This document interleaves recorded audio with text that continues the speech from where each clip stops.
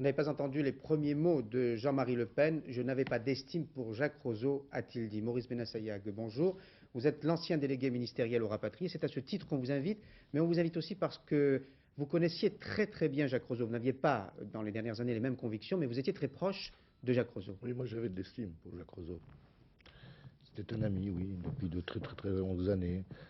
Comme l'a dit d'ailleurs Charles Pasqua à l'instant, on ne peut pas imaginer qu'il ait été assassiné parce que certes, personnage médiatique, il provoquait des jalousies, mais c'était un homme convivial, serviable, intelligent, et on a du mal à imaginer qu'on ait pu le haïr à ce point-là. On va imaginer les raisons. On va d'abord peut-être écarter certaines d'entre elles. Piste sentimentale.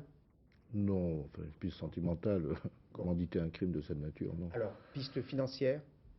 J'ignorais quelle était la nature exacte de ses activités professionnelles. Mais vous le connaissiez? Oui, Jean-Trendy, je le connaissais. Nous l'évoquions tout à l'heure avec Michel Rousse, un directeur de cabinet de Jacques Chirac, qui est aussi un ami de Jacques Roseau. C'est un train de vie extrêmement modeste. Reste la piste politique. Vous ne l'excluez pas aujourd'hui?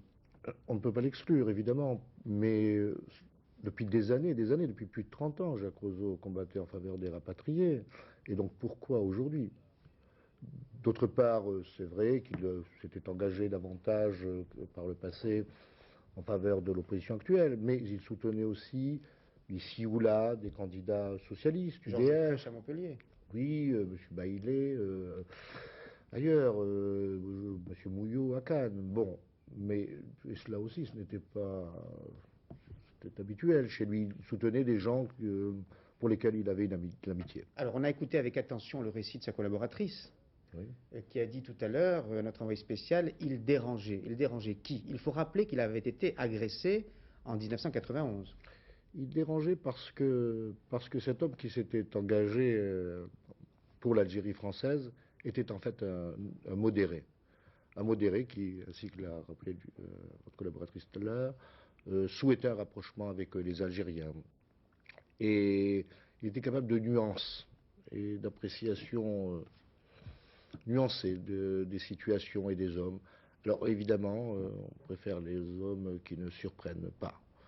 Comment réagissez-vous à la réaction de Jean-Marie Le Pen? Jacques Roseau s'était opposé au Front National et s'opposait sans cesse au Front National. Il ne souhaitait pas que les rapatriés empruntent cette voie. De ce point de vue-là aussi, il dérangeait. Mais je n'ose pas imaginer que pour des raisons politiques, on ait pu commanditer un pareil crime. Merci Maurice Bennassayag.